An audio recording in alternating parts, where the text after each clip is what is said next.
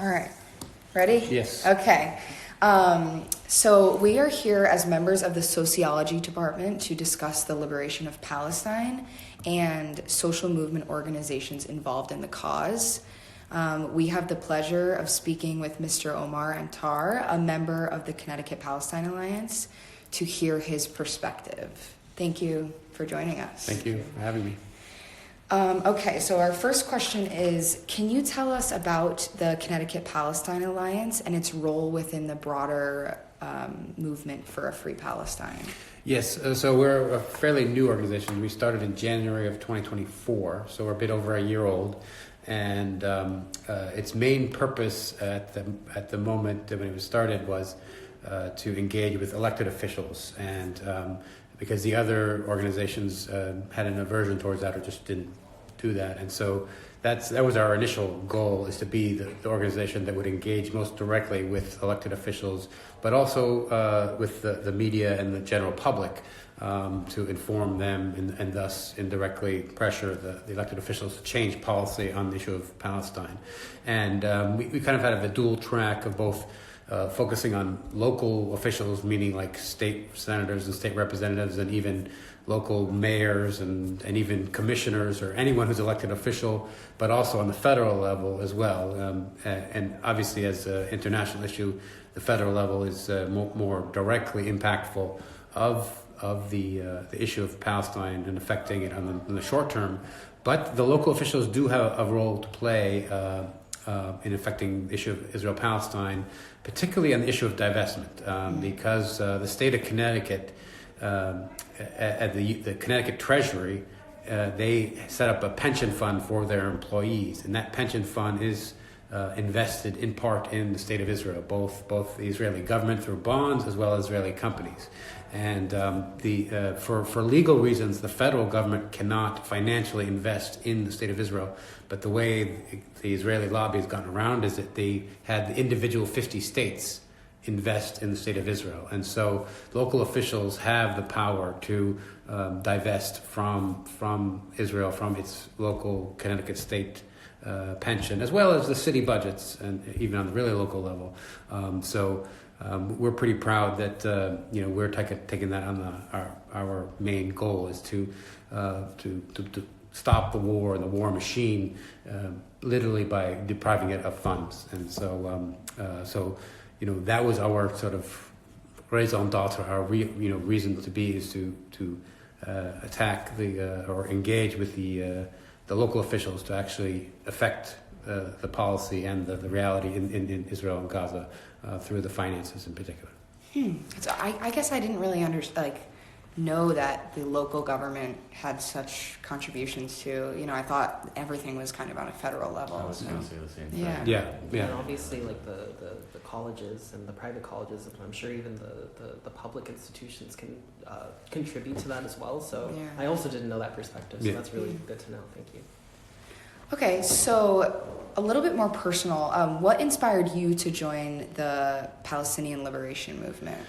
So actually, it's as you can see from my gray hair, I've been at this for a while, and even shortly after 9/11, I was at Columbia University, of all places, and I actually put together so this is 2003, and so this is Iraq War.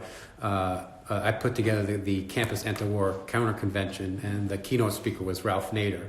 And this is 2004, and even in 2003, I had Howard Zinn when he was still alive. So it was actually on the day of the invasion in March 30, something like that. And it was packed. People came from all the way from Pennsylvania and Connecticut to come to Columbia and hear Howard Zinn. The point being that even though the events at that time was the Iraq War, the issue of Zionism and Zionist, attempt to control the entire Middle East applied, all the way back then, and applied to the Iraq War. So it's a common theme going back decades, since basically, to be honest, from 1917, before in the Balfour Declaration. So yeah, it's British imperialism that then grew into American imperialism, especially after World War II, that kind of links all the activism that I personally have done. Me personally, most notably on the Iraq War since 2003, but over the years, whenever there's an issue in the Middle East, Zionism is a through thread. I mean, it's nearly impossible to find any issue that relates to the Middle East that is completely independent of the issue of Israel. And so it is true that the most explicit, and sustained Palestine activism of mine happened since October 7th, obviously, which became a huge issue because of the ongoing genocide. Yes. Right. Okay. Thank you. Can you tell us a little bit about your direct role at the Connecticut Palestine Alliance? So I'm the co-founder of it, and so I'm kind of like the principal head of the organization, and I do the most work. But one of the other kind of co-founders is my or inspirers is my uncle. He's Aliantar. He's a long time. Now emeritus or a retired physics professor here at CCSU, but also other co-founders include Bishop John Selders. He's the head of Moral Mondays Connecticut. So Moral Mondays, I guess, had a long time relationship with Bishop Barber, I think, out of North Carolina. So he runs the Poor People's Campaign, kind of like a offshoot of Martin Luther King's campaign, especially near the latter part of his life, to champion economic rights and to fight for the working people's and poor people's dignity and increased station in life. And so so I'm proud that he's kind of one of our original co-founders as well. And there's several churches and mosques that kind of make up the core group of the organization, particularly at the start. But since then we've grown, and we invite people who want to be part of our working group, as we call it. They can easily join as well from our website. Awesome, cool. Okay, so getting a little bit more specific, has your organization utilized or examined the tactics of other social justice movements as a guide for what should or should not be done to best achieve the organization's goals? Yes. So as I kind of made a little reference there, we kind of model our work, on previous social movements in the United States in particular, in the reference to Martin Luther King and his work on economic rights, but even very specifically on the issue of divestment that I kind of mentioned before, we were very happy to have the help of a particular labor leader or former labor lawyer. His name is John Fussell, and he, as a younger man in the 1980s, 1981, 82, he was kind of leading the charge in the state of Connecticut to divest the Connecticut State Treasurer from the apartheid state of South Africa. And this is 1981, 82. So he even gave me kind of like his pamphlets from back in the 80s, and he's written even recent op-eds comparing the two.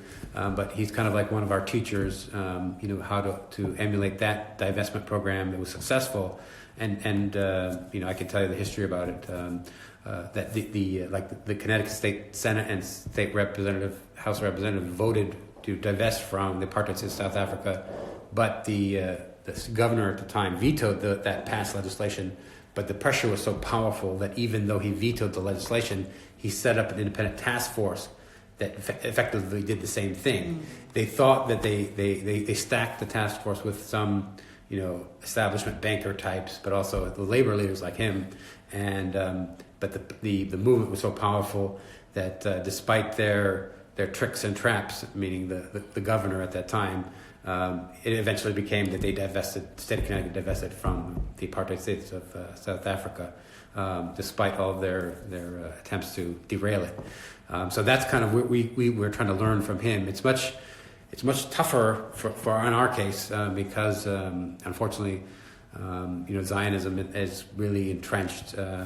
But I'm kind of hopeful, especially in the long term, not in the short term, but in the long term, that you could see progress. Like even very recently, like in the last month or so, that opinion polls now, for the very first time, show that the majority of Americans, not just Democrats and not just left-wing people, but a majority of all Americans now disapprove of the state of Israel, right. And that's never been true before, Exactly. Yeah. And so, Of course, I'm more hopeful in the Democratic Party, but you can also cite some hard right people who are also becoming very distrustful of the state of Israel, like Tucker Carlson and Candace Owens. Yeah, I was gonna say. I know. I saw her start speaking out against it, and I was like, I mean, I don't like you necessarily, but that's awesome. I don't think it comes from a genuine place, but I think, any sort of pushback on the state of Israel can be used in one way or another. Yeah, and I know you mentioned that your organization is only about, roughly a year old, but have you seen any kind of progress with your organization yet, or are you still doing the power building to be able to enter into these? When you say progress, meaning one thing that we were proud to do was, and this is actually probably last year about this time, April 3rd, we had a ceasefire letter at the General Assembly level, meaning the Connecticut State Reps and Connecticut State Senators. We were the kind of ones who authored that ceasefire letter, but it was addressed to Joe Biden, at the time, and it had 4 Connecticut State Senators and 14 Connecticut State Representatives. As a percentage, actually, that's kind of low, and there's some mess and issues I could tell you about, but it was indeed a expression. Even obviously they were all Democrats who signed onto it, and it was written against the Biden administration at the time. And I guess we have to make a new one for the Trump administration, which hopefully, just because on pure partisanship, they should more people should sign on to. One can hope. Yeah. Thank you for that work. I appreciate it. But just to put a point on it, so those efforts are, I guess you can call it progress, but they're purely political, right? If you want real substantive progress, one would have to see something like an actual divestment of a specific amount of dollars out of the Israeli, economy or war machine, and that we haven't seen. We definitely can say we have progress in terms of building networks and email lists and connections and letters and things like that. But if you want to have substantive, X amount of dollars, we have yet to achieve that. And hitting the dollar is especially difficult. So understandable. Okay, I feel like for time's sake we should skip to you. Okay, skip to Sam. I'm gonna give it over to Sam now. You can start at number 5 whenever you're ready. I think it's. I just want to make sure it's. Yeah. Yeah. I saw you got a call earlier. I wanted to make sure it was still. Oh yeah. Anyway, so I guess I could change this question a bit because I had what specific actions would you like to see the federal government take? But I guess based on what you've told us, the state and local levels as well, specific actions that you would like to see them take regarding Palestine. So some are aspirational and some are kind of more realistic. And so the kind of the immediate thing is to follow up on Senator Bernie Sanders has been kind of spearheading these what they call JRDs, or Joint Resolution of Disapproval, and basically they're a way of cutting the funding to the state of Israel, and unfortunately only about I think 19 to 15 senators have co-signed, all Democrats I think, but one thing that was kind of maybe we had some little hand in pushing is that in the state of Connecticut, Senator Murphy has voted with Senator Sanders in denying funding to the state of Israel. Blumenthal has never voted for it and has been staunchly pro-Zionist. But it was an open question whether Murphy would co-sign. And he did on 2 occasions. And I actually went to Washington, D.C. and met some of his staffers and pressed them specifically on this matter. And meaning the Palestine Alliance, had a Zoom with his foreign policy staffer, he meaning Senator Murphy's staffer. Her name is Jessica Elledge. And we pressed her and him on that issue very strongly. So if we had any little bit, degree of credit to push him on that, we're thankful we did that work. Mm-hmm. And those joint resolutions, if I remember correctly, had to do with an arms embargo specifically. Yes, and specifically to actually apply the Leahy laws, as they call it. There's a bunch of different laws, and the Leahy law is reflects the U.S. domestic law that says that if a military or government is engaged in human rights abuses, then the United States cannot provide military aid or funding to that military or government, and unfortunately it's been kindly ignored for decades, on the case of Israel, and so I guess really what those JRDs are doing is forcing them to actually apply it for real, in the case of Israel, but there's also other international laws that forbid aid to a government that is engaged in war crimes, and in this case genocide, and the International Court of Justice has declared that what Israel is doing is a plausible genocide. And the reason you word plausible is because they're not because they think there is insufficient evidence, but just because they have their own procedure before they turn plausible into defined or actual. How does the Trump administration's recent attacks on pro-Palestinian academics change or alter the current goals of your organization? Yeah, it definitely changes our day-to-day work because we've kind of had to it's like an all hands on deck to deal with this issue, and particularly from the Muslim community. There's obviously a lot of immigrants and people who are here and have immigration. They're immigrants and they have immigration issues and worries and concerns. And so one of the jobs for us is to connect with immigration lawyers and lawyers in general. And I personally trained in what we call know your rights presentations. So basically it's to prepare people how to interact with ICE and to basically like the message for most interactions with law enforcement is to be as standoffish as possible and say, I'll take your card and we'll talk only in the presence of a lawyer, and then there's other practical things like if none of those tactics work, if somebody does get detained by ICE, there are some practical things like what happens to the children of the persons who are abducted, and so there are some steps you can actually take to make sure that there's like a form or a way that the guardianship gets transferred from the detained person to somebody they trust, as opposed to being in the foster system or something like that. And so that's something we're trying to do at different mosques and other places to have these know your rights presentations. And that's something you guys probably weren't doing prior to the Trump Yeah, certainly not to the degree. Yeah. Does your organization address the issue of forced displacement in Palestine? Oh yes.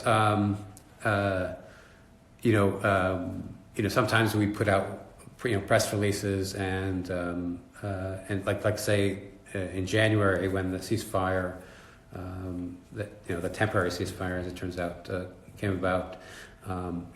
We have.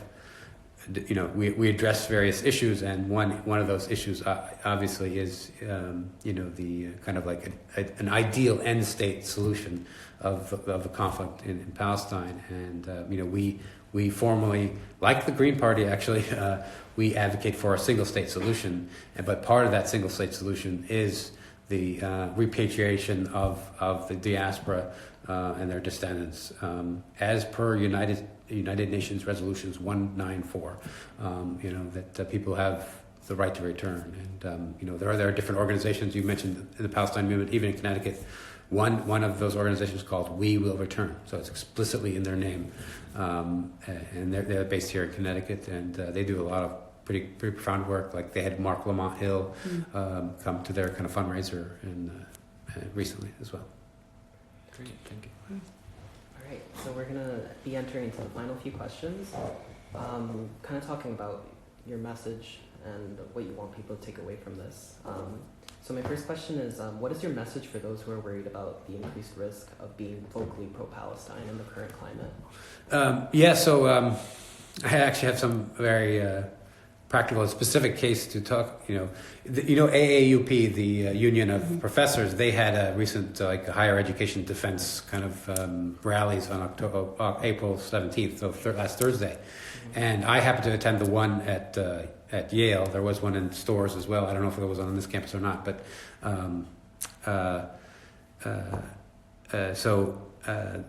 at that Yale AAUP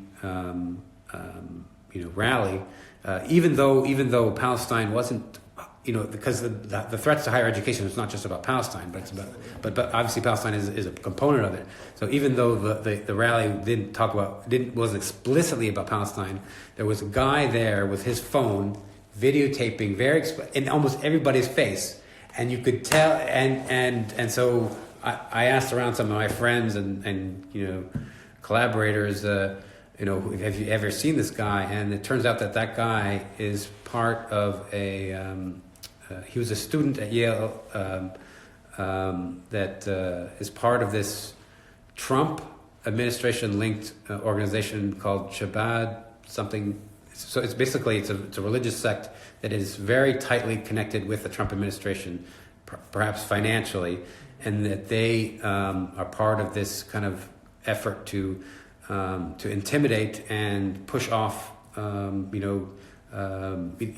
employees or teachers from their academic positions because of their stance on Palestine.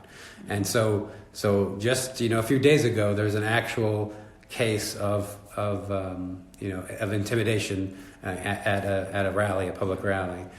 So it's not theoretical. It's not just something happening somewhere else. It's happening right here in Connecticut.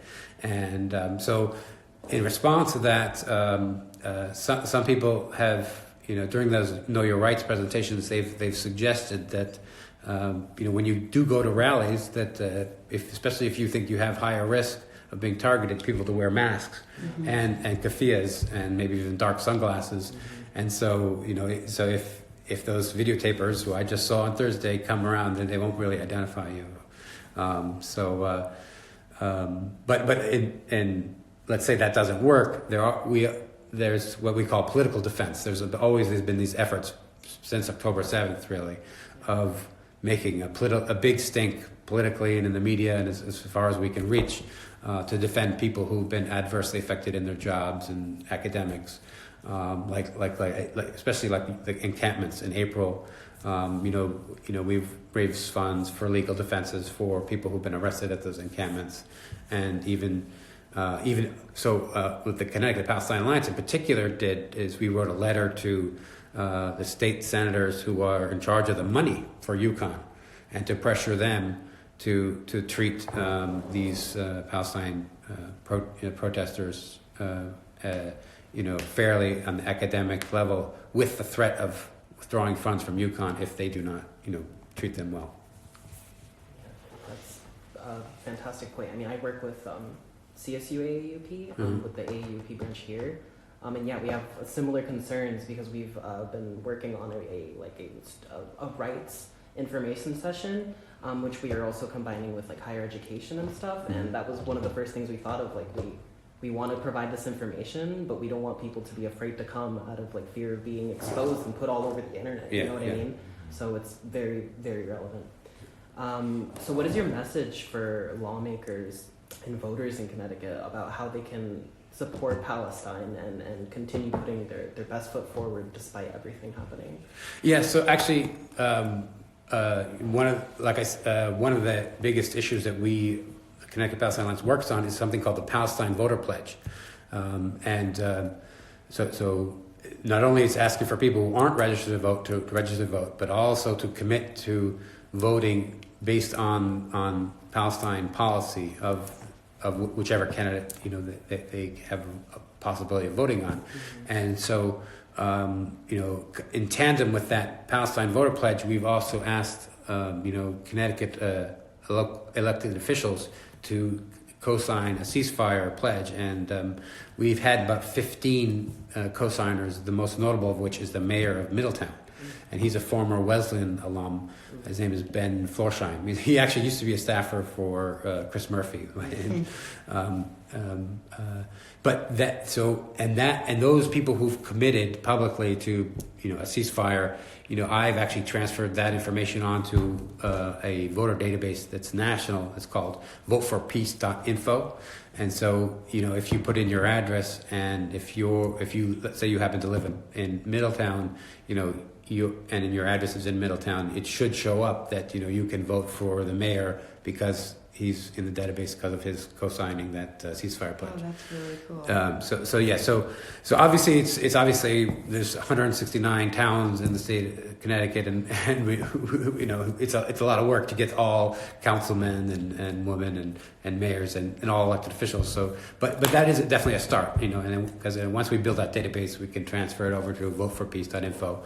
And it'll be a guide for anyone, Wow. Before they go to the voting booth, they can just check voteforpeace.info and see if their local person applies. Yeah, and you kind of touched on this already, but I was going to ask if there were any specific examples or politicians, and you mentioned one that you feel are doing a really good job at making their voice heard and trying to affect change.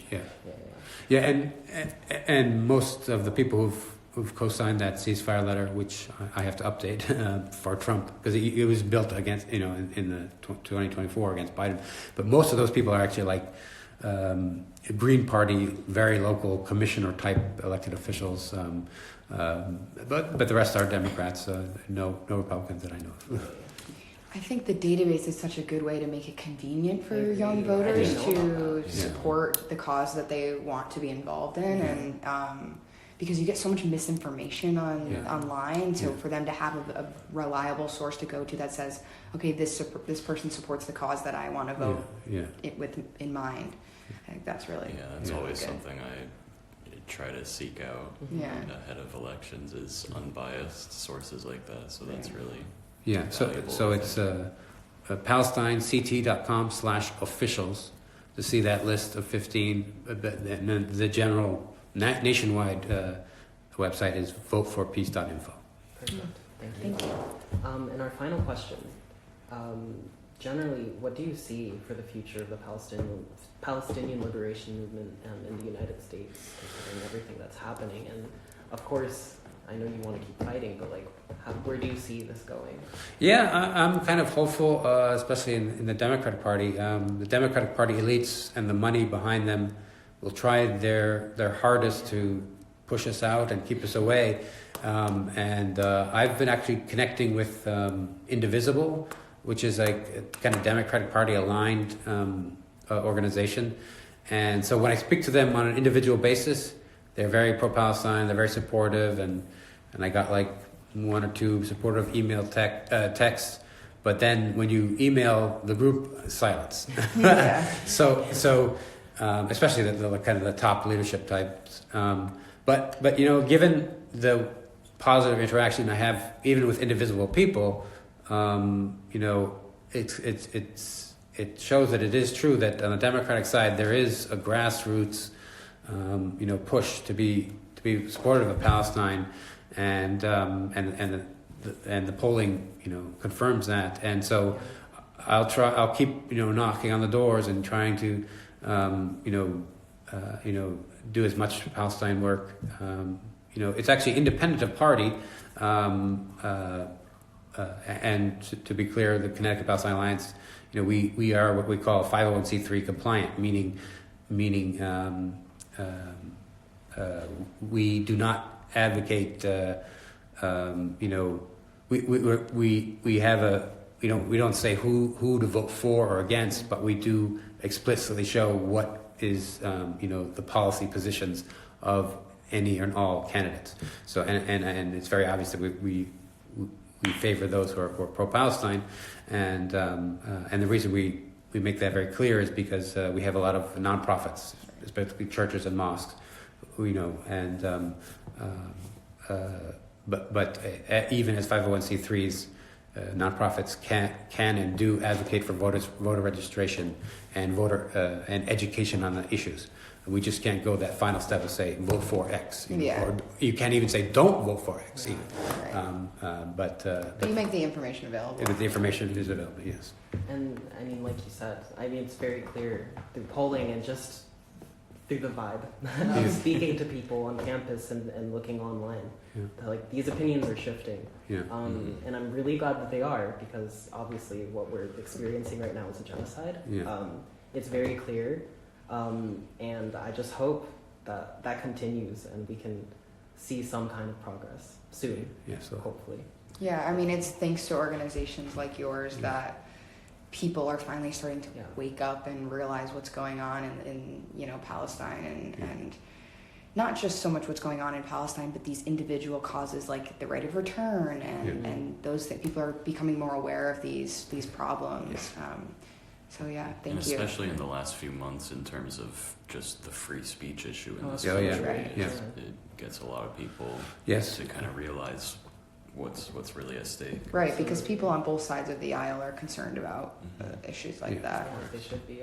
We hosted Norm Finkelstein at UConn in stores. I saw that. I wanted to come to that, but and I didn't know that.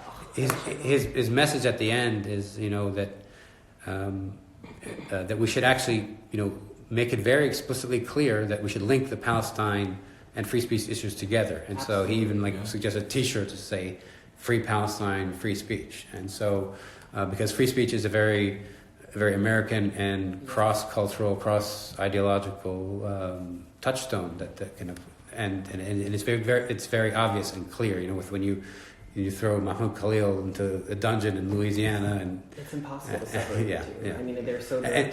And the Turkish sister at a touch, just an op-ed, Right. It's just ridiculous. And it keeps going, and hopefully it ends. But this stuff is going to keep snowballing if we don't do anything about it. So I thank you, and I thank you and your organization for doing the work necessary. Yeah, we were actually, when we were first discussing this project, we each kind of decided to focus on a different aspect, and I don't know if you want to share, but she had completely changed her route that she was going down to discuss the censorship of college students and people speaking out against Palestine, because it just became when the Trump administration came in, became this huge problem.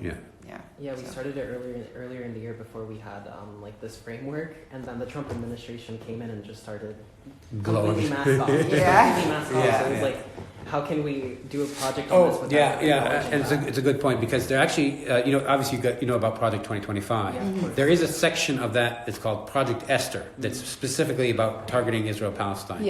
And so these deportations on Palestine and protests and encampments is all outlined in that Project Esther. And so to know what's coming down the line, there is something called RICO laws. RICO laws were originally designed to take down mafias, and so it kind of criminalizes people who are part of a gang or a mafia, so that they don't have to have a specific charge for every single thing that the let's say like a mafia soldier kills somebody, but they can eventually get the mob head and his boss because of their association. So it's through associations that they're able to criminalize different persons in their organization. And so they're going to now treat all Palestine, protests as like a mafia organization. The way they falsely call Trendo Agua as a terrorist organization. Well, they're a gang, which is bad, and obviously, but they're just not a terrorist organization. Exactly. And they're going to call all Palestine protests mafias and use the RICO laws against all Palestine protesters, and that goes against citizens, not just so we can't think it's just Mahmoud Khalil and feed him to the alligators and we have to be 110% fighting on all fronts on this. And I even sent an email to A.G. Tong, the Connecticut state attorney. It's a short note to saying, what are you doing to prevent the application of RICO laws here in Connecticut? Yeah, and I mean, this is exactly what I've been focusing on a lot with my work this past semester. Like, all of this is interconnected. Like, all of this is interconnected. It's not just Palestine. It's not just like losing funding for public institutions. Like, all of this is going to collapse together if we're not careful. I was going to bring up that kind of thing has already started with the man from Maryland that's in El Salvador right now. Trump has been over the last couple of weeks perpetuating this idea that he's part of MS-13, Yeah. and including posting on social media a photoshopped image of his knuckles with tattoos that he doesn't have. And so it's just already. It's already starting, so that's absolutely right. To that point, this coming Saturday, the 26th in New Haven, there's a big mass civil rights meeting. And it's at a church, and I could send you the information. But basically, it applies to all these matters of the civil rights. But it's got, Connecticut Palestine Alliance is one of the co-sponsors, but it's got like dozens and dozens of, especially Connecticut labor for Palestine organizations who are meeting. One of the speakers, as I was able to arrange, is Bishop John Stelters of Moral Mondays. And but the point of that meeting is to kind of organize a concerted effort to push back on these violations of due process and civil rights. And probably they'll be following that in June, maybe a mass demonstration or rally. So. Awesome. Thank you for that information. Yeah, and thank you for coming today. We really appreciate it. It was a really good conversation. Thank you. We're glad we were able to get you. Yeah, and I appreciate you being so responsive over email. It was like, we had groups in our class that were like, we still haven't heard from someone from our organization. I was like, even from people sorry, Omar got us. So thank you so much. So thank you. No we really problem. appreciate it.